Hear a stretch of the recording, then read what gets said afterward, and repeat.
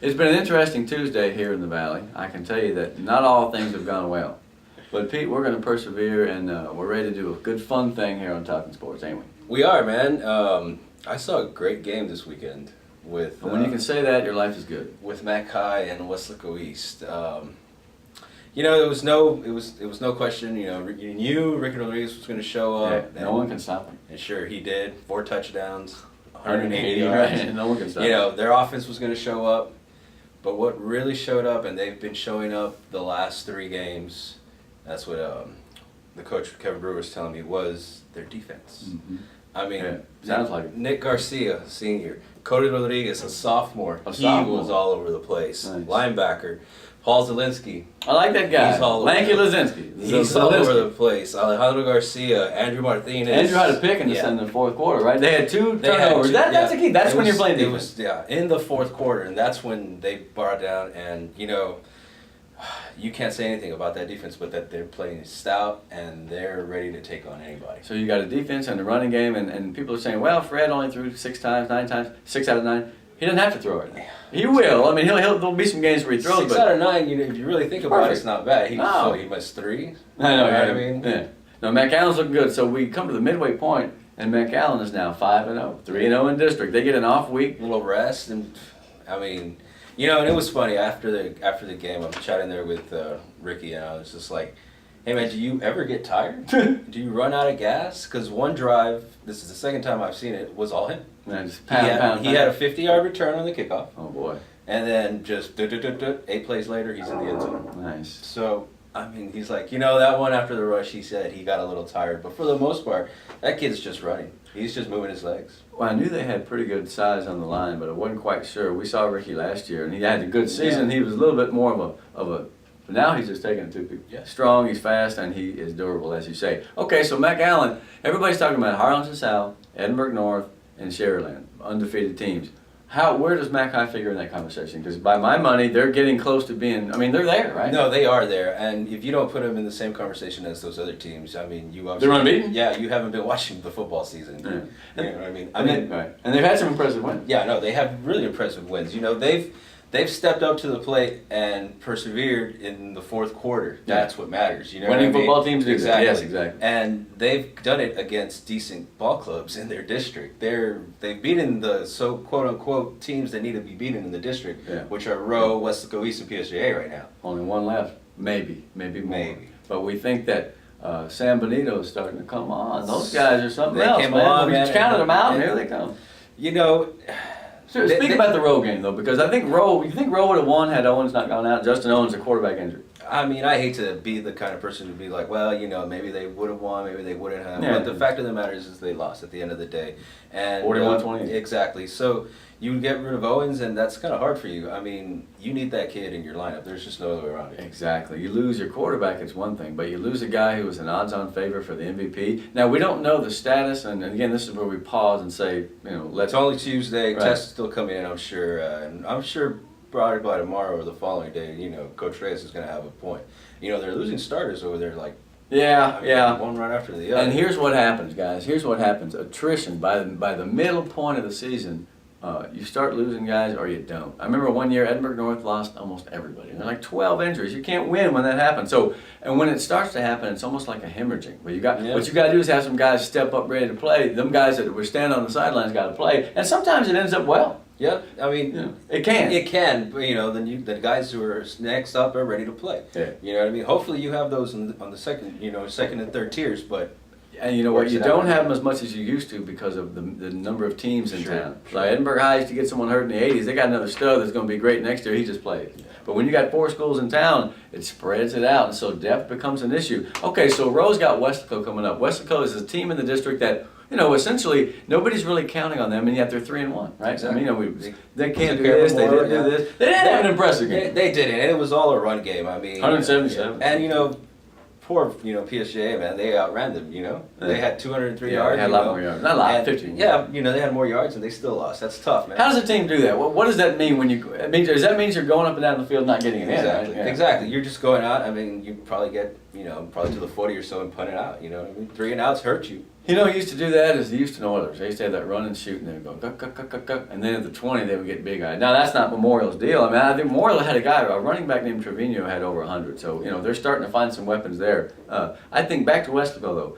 Here's a team that has got one of the best coaches in the history of the Valley. And say what you want about Tony Villarreal, but that guy always motivates his team to do something out of the ordinary. That's why they're always in the race. Yes, they have some good players, but nobody plays harder for their guy than the Panthers. Yeah, I've always found it's going to be a good game. I mean, it's going to be here in McAllen, you know, so. Good. That's good. Yeah, it'll Jesse Diaz, man. It'll be, I thought he was a linebacker. That dude's a good receiver. Not only that, I mean, Rowe also, I mean, they got a good running game going with Eno Rios, you know what I mean? Mm-hmm. He picked up 3 touchdowns. If Justin Owens doesn't play, then the second cat, Hector, moves in, and the running game will probably become a little more important. Who knows? Maybe they'll blast it out. You know, I mean, it's always been a good offense. Now they're going to see how versatile they can be if they have to be. Yeah, so like we said earlier, McHi's off. We got Weslaco at Rowe, Memorial at PSG Memorial. That's Thursday. That's Thursday, and I'm going to check that game out because I want to see a gut check from the Mustangs. I believe I will. Yeah. You know, they've had a tough start, and they still got one of the best players in the Valley. It's now time to see who will the complementary guys be, right? Where the quarterback will start. What they need is this. 6 out of 9, 0 interceptions, 105 yards and touchdowns. All you need just to be able to soften them up. Memorial also gets the kid out there in the pass patterns, and I've always found that to be an interesting scenario. Yeah. I'm not a big fan of the screen, the old-fashioned screen. I'm a fan of the throwback screen. Gotcha. You know, action goes this way, and boop, a guy right there. Now, it's a little risky, because if you do it wrong, the other team gets 6. Yeah. But if you do it right, that's a play that can go for 40 or 50 yards before they catch up with them, because all the action's going this way. Yeah. I mean, the defense will obviously have to contain Jonathan Trevino. He had a decent game. He had a good showing the other day with a touchdown, 109 yards. It's anybody's game, I think, on that. Yeah, I do too. In other words, which one of these teams wants to go away? Exactly. Because Memorial hasn't got a win in district, and Pio State Memorial has one. So this is one of those games where you got to beat the other cat, and you got to take a step forward to give yourself a chance to have the opportunity to improve. Because if not, if you go 0-3, 0-4. Then you're in trouble. It's kind of one of those seasons where, let's start looking for next year. Yeah. I'll tell you, PSG Memorial is an interesting story because that's where MJ and Brian Garza are at. They're Edinburgh guys, play for the Bobcats. Their little brother, number 60, is playing right now for the Bobcats. They're coaches over there, and they live in my neighborhood, man. So I'll see them wandering around, they're green and black, and I'm like, that's kind of strange. Hey, man, listen, coaches get jobs wherever they can, and they like it over there. They like Gus's stuff. I mean, it's a good fit for them. Work, man. Yeah, man. So 31-5 is getting good. What about 30? Hold on, we have one more game. We're not done. And there's more. Because we have the game that's going to decide second for right now. Yeah, we have to talk about East and PSG. PSG at Weslaco East. Okay. You know, PSG is coming off a win off Crosstown Round North. And Weslaco East, I think, wants a little bit of revenge of what happened last Friday. And PSG better watch out because they can pretty much just do it on them. At home, especially, that's the thing. So a team you got that has a big loss on the road. Granted they lost, so Ukwe still had a big game. He had a really decent game with 2 touchdowns. Yeah, he's a good back. He was. It's gonna be a good game to watch. So is Cervantes. He's a good back too. Yeah. East had to throw in the fourth quarter, as we said. And they don't like to have to do that because they're not built to do that. But if you get behind East, they will grind you and score 4 or 5 touchdowns. Yeah, and that's exactly what happened. They had to throw, and it was the end of the game. Yeah, they stopped them. They stopped them. 2 interceptions in the fourth. Like you said, Pete, turnovers in the fourth quarter that you get, and you're a winning team. Yeah. And especially if you can put them into points, although they didn't need them at that point. They were holding on, as it were. That's the Houston Texans, man. Unbelievable. And that's something else.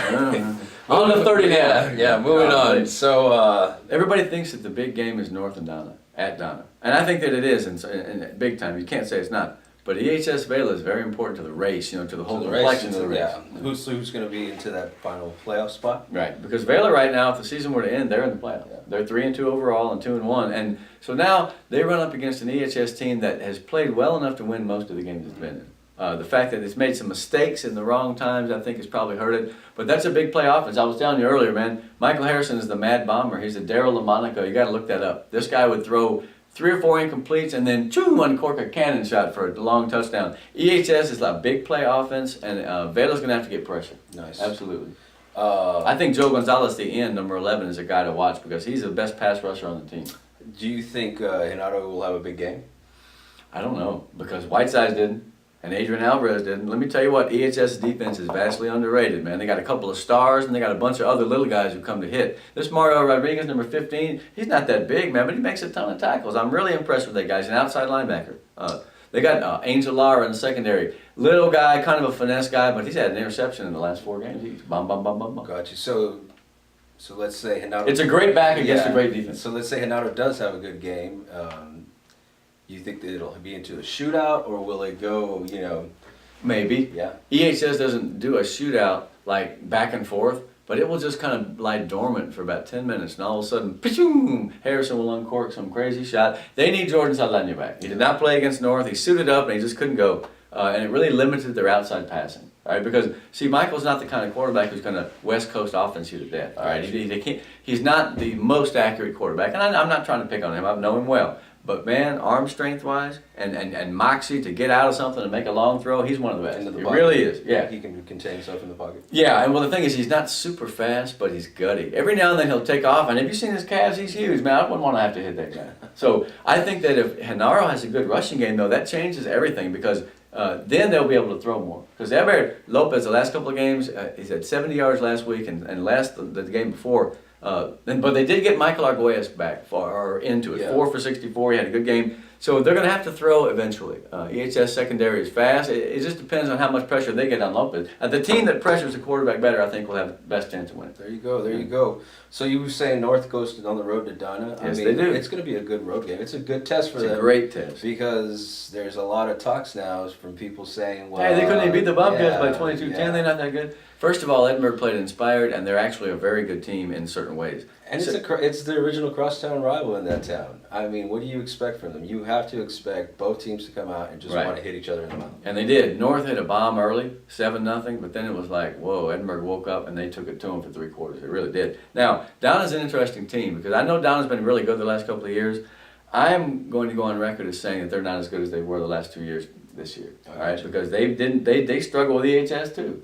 They lost to Weslaco. So in other words, if one team has lost and the other has not, then there certainly is some sort of a gap there. Yeah. Although I expect it to be highly competitive. I'm not saying North will go over there and walk all over Donna. I don't see that happening. But I think that the EHS test was great for that team. I think they woke up a little bit. They got to get a little bit better play from the quarterback position. I'm not picking on Guerrero because, I'm a big booster. He's just got to be Josh Vela. Make the throws when they present themselves and you will be fine. And when he does, that team is unbeatable. Right? So the pressure's not on him per se, but he can help the effort quite a bit by making some easy throws. Shoot, I'd say a 75-yard touchdown in the second play of the game is a good throw. It was a beautiful bomb, too. I mean, he just sailed it, And little Matthew's tough. He's playing a little defense now, and that guy, he can do a little bit of everything. Now, I expect North to go over there and compete very well, and I think they're going to win. The Jags get one at home, up with La Jolla coming off of... whatever. It's a medicine game. Whatever you want to call that. It's a get well game because that team is better than it's played. Sherryland's a great football team, 54-0. You don't want to get beat 54-0 ever. I mean, that's a bad thing. And yet I still feel that the Jags will be able to take that taste out of their mouth and play because they've still got a team with a lot of talent. And this is a great game for them too. La Jolla's not, what it used to be back in the day, and this is a perfect game for them to come back and really get in it. I think maybe people don't remember, but I was looking at the records the other day and I noticed that boy, La Jolla really did have some real good teams. I mean, I think 06 or 07, they went 3 deep, and they played Judson a strong game. They beat Harlingen in the playoffs. It's a big community, and I mean, they broke them up into 3 high schools. I mean, from one year to the next, what I mean? I know, that was tough, man. Speaking of which, okay, so La Jolla's got kind of meetings. Palmview is struggling. It's probably the weakest team in the district. They've got the coaching turnover. And the other team, Lincoln, I think made it some racket early on, but I'm feeling like that team is kind of searching right now. And it's not going to be too. I mean, they're playing Sherryland. Hell no, they got them at home. There's not. I mean, what can you say? Chrysler had 4 touchdowns against Economies. And here's the thing, everybody was like, oh, the quarterback got hurt. Guess what? The other guy can play too. 12 out of 16. I mean, give me a break.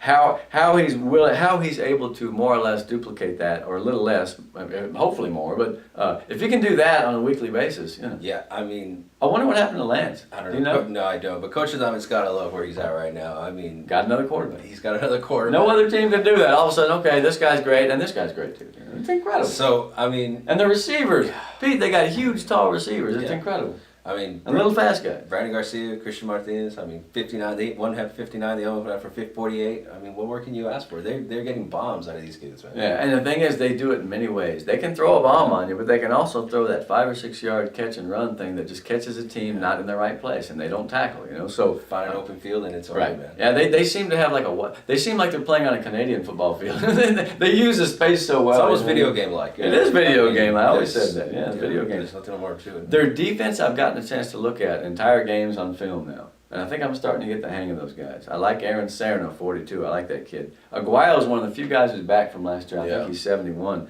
And they've also got some other kids that are pretty good. Now, here's the thing. They lost almost everybody from that good defensive, experienced seniors. So there's this little question as to whether they 17 points in 4 games. I'd say that's pretty good. I'm at